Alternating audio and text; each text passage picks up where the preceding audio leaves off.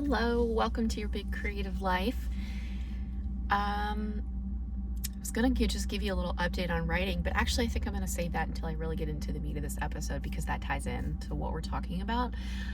So the other update I'll just share with you really quick before we dive in is this is what's been occupying my brain this week. We are flying with Audrey, our 9-month-old daughter, for the first time this weekend. We are going to Minnesota. By the time this episode comes out, we will be back already, and I can update you on how it went. But I'm just so nervous. I'm so nervous to take her on a flight. And honestly, it's not even that I'm scared for her necessarily. I'm worried about what other people on the plane are going to think if she's squirmy and disruptive and crying, which I don't anticipate a lot of that because she's 9 months old, like I said, and really the only time that she cries is if she's really tired and like before she goes to bed at night because she's just tired and that's why she's crying. So our flight's during the day and it's a direct flight to Minnesota, and I'm just like, we've just got to do it. We've got to do it. We're going to see my family. We're not going to drive because it's a 2-day drive. I don't even know how many hours it would be to go from South Carolina to Minnesota, but we're not doing that. And if we want to be seeing my family, like we have to do this flight. We just have to do it. I've heard people say it's easier to fly with a baby than it is with a toddler because a toddler wants to be up and it's hard for them to sit still. So, yeah. I'm really hoping it goes okay. Yeah, it's just, and there's a lot to think about too, like packing for a week away with a baby. There's a lot to think about, like all these little things. I'm like, okay, we have to pack the sound machine because there has to be something to like muffle the noise in the room because she's used to that. And we've got, okay, my mom's got the pack and play, so we'll put her there. We've got to make sure we bring like the sleep sacks, and we've got to make sure, I placed an Amazon order for diapers and wipes and formula to go to be delivered to my parents' house.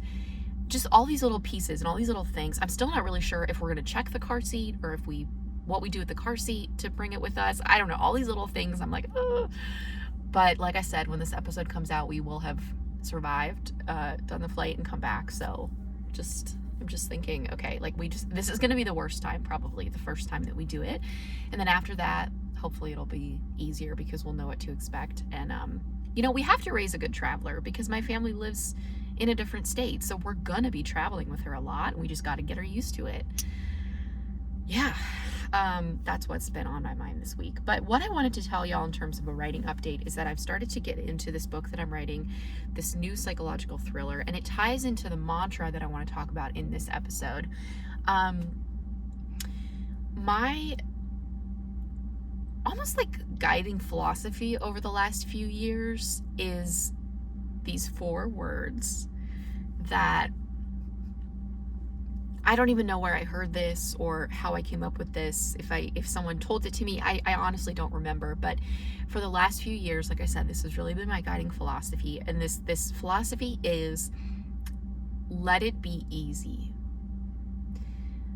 Writing, content creation, business, schedule stuff, life in general, just let it be easy. So with writing, what does this look like? I'm going to give you an example of where I'm at with this book and what I decided because I think this really illustrates it.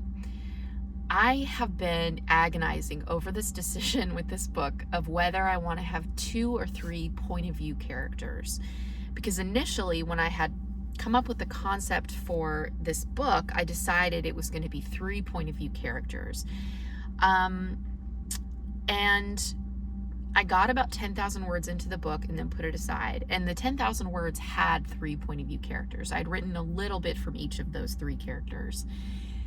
And there was something about it. I kept encountering resistance, and I chalked it up to all kinds of other things, like that I won't get into now, but about why I was having trouble writing and why I was having trouble moving forward with the story. And I was still and I made a decision, I thought, like months ago about it, but I guess I really didn't fully make the decision because there's still there was still this part of me that was going back and forth on, so I don't want to share too much about it, but basically the concept for the book is, it takes place at over 5 days at this conference, this business conference that happens in Miami. And the main guy, like the main speaker, was going to be one of the point of view characters, the guy who organizes the conference. And then 2 people attending, 2 young women attending, were going to be the other 2 point of view characters. And they were coming at this conference with completely different perspectives and backgrounds and everything. And that's how I originally conceptualized it. And now I had been thinking, like, well, maybe I just need to cut out his point of view entirely and only have it be in the point of view of these 2 people who are attending the conference, and just alternate between them. And but why I kept thinking, no, it has to be 3, it has to be 3, it has to be 3, is I have been listening to a couple of thrillers on audiobook, because I have for the last few months been taking Audrey to daycare, which is kind of a significant drive. It's not, her daycare is not really close to us, but it's the one that we could get her into. And so I've been listening to a lot of podcasts, I've been listening to audiobooks, and these thrillers that I have been listening to, I was listening to them because I haven't really been working on my own book, and I was like, oh, let me just read and listen to some stuff for fun, like get back into some books that I really enjoy. And these books that I was listening to were all multi-point of view, like at least 4 or 5 point of view characters, which I enjoy. I enjoy listening to books that have that many point of view characters, as long as they're done well, obviously. If there's too many and it's not done skillfully, it can really disrupt the story. But so I guess maybe I had internalized this belief of like, no, more point of view characters is better. It's not enough to have 2. I either need to have 1 point of view character who we stick with for the entire book, or we need to have 3. I don't know why. Like, saying this out loud, it sounds kind of silly, right? There are no rules about how many point of view characters you should have, but I guess subconsciously I was like, no, more is better. And I can think of some authors that I admire who do multi-point of view, and they do it so well. And they really are able to step into the character and really access their voice in a way that I admire. And I guess I just wanted to do the same. And I've talked about this before on the podcast, but there's always this part of me that I feel like I'm battling a bit. There's this part of me that wants to be a literary writer. And for some reason, 3 point of view characters, if I think about it in the world of this story that I'm writing, 3 characters feels more challenging, and so therefore it must be better. Like, I have to push myself and do this because it's harder, because it's more literary, I guess. Again, the stuff is just so silly now that I say it out loud. But that's really what was going on. I had this belief that doing 3 was somehow better, and that I should push myself and challenge myself. But coming back to this mantra, coming back to this philosophy, there's no reason for me to believe that this book needs to have this guy's point of view. I can see a version of the book that does have his point of view, and there are 3 point of view characters, and we get insight into what he's thinking and feeling and what is happening with him. But then I can also see a version of the book that only has 2 point of view characters. And it's just as captivating, just as twisty, all the things that a thriller needs to be, right? So there's no reason to think that this, including his point of view, is just going to make the book automatically better. And if I am having trouble accessing his character, if something about it feels off to me, why wouldn't I at least explore the possibility, the option of writing the draft with 2 point of view characters? Because it's easier for me to write those characters right now. It's easier for me to access their point of view. They're very different people. They're coming to this conference with different motivations and expectations and all of that. But it's so much easier for me to get into the head of these 2 characters. So why don't I just do that? I can decide halfway through the first draft if I want to change it and add in his point of view. I can always adjust it if I need to, or at the end of the first draft. I mean, yes, that would be a lot of work, but I can do that. So it's like, why not just let it be easy? If that's how it's coming out, that's how I'm going to do it. And this is something that I tell coaching clients all the time when it comes to the tense, the verb tense that you are writing your story in. whether it's past or present tense. If the story is coming out in present tense, and that's really how it wants to be written, and it feels like you are fighting yourself every single time you get out a sentence to write it in past, just let it be easy. Write it in present tense. If you get to the end and you have a strong conviction that it actually has to be in past tense, then great. You can just go through and switch the verbs in the manuscript. I mean, again, it's a lot of work to do that, but there's no reason why you can't do that. Let it be easy. If there's something that you can tweak, if there's something that you can do in the drafting process to help you get the story out quicker, just do it. That's my philosophy, honestly. And there's a similar thing for my schedule and how I operate in the day when it comes to writing, and also when it comes to editing, like client editing projects or working on editing coaching clients' manuscripts, whatever it is. I used to beat myself up a lot because I lose steam at like 2:00. My brain feels like it's operating at 40% capacity. I feel like I'm really not as good of an editor after 2 p.m.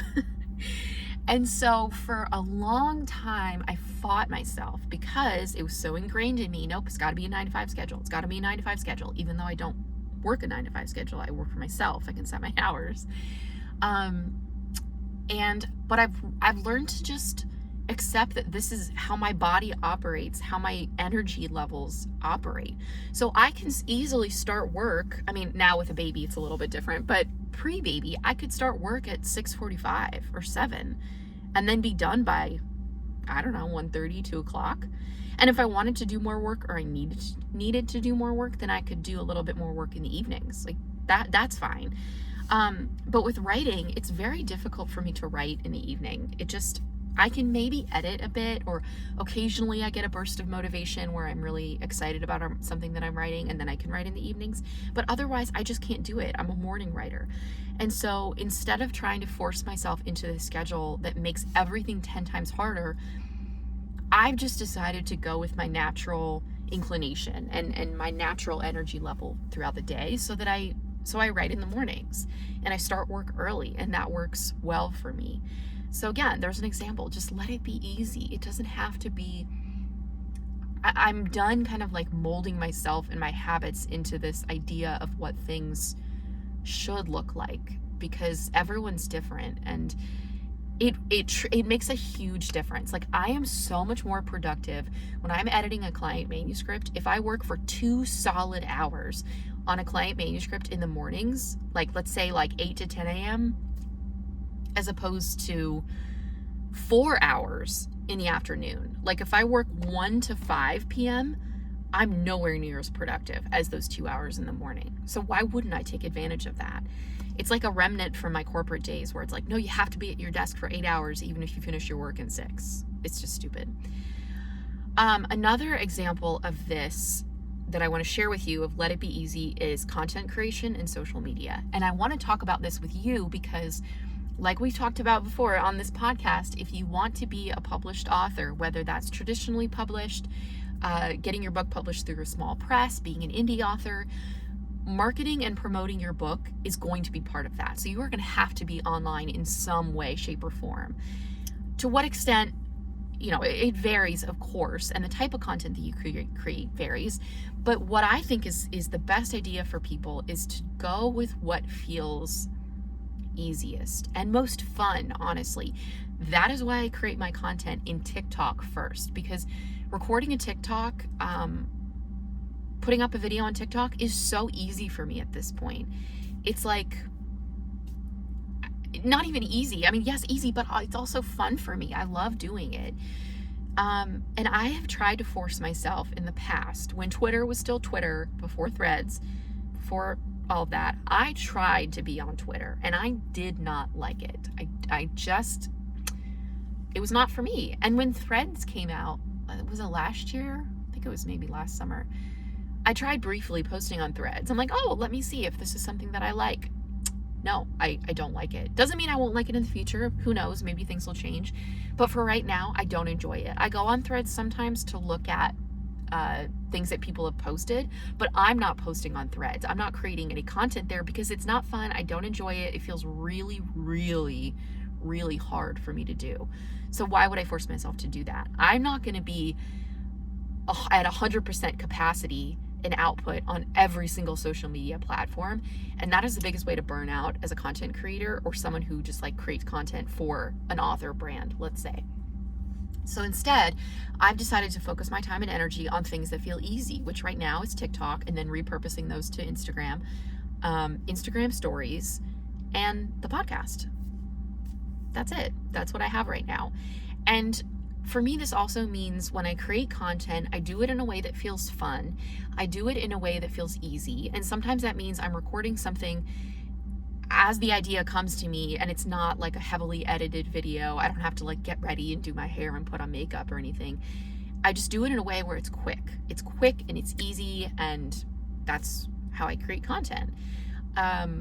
So apply that to your own content creation process. If you are someone who has trouble with it, or it feels draining, or it feels overwhelming, look at where you can make it easy. Look at where you can make it fun, because I promise that is like the secret sauce to getting yourself to do it. Honestly, that's how I started exercising. I had a couple of years in my 20s. Was it like early 20s where I didn't work out at all, like ever. I never went to any workout classes. I wasn't walking. I mean, I guess if I was in college, I would like walk to class, like a 5 or 10 minute walk to class around campus. That was it though.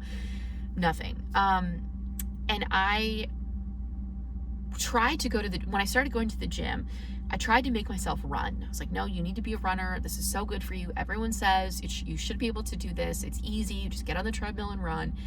And I hated it. And I would dread going. It was awful.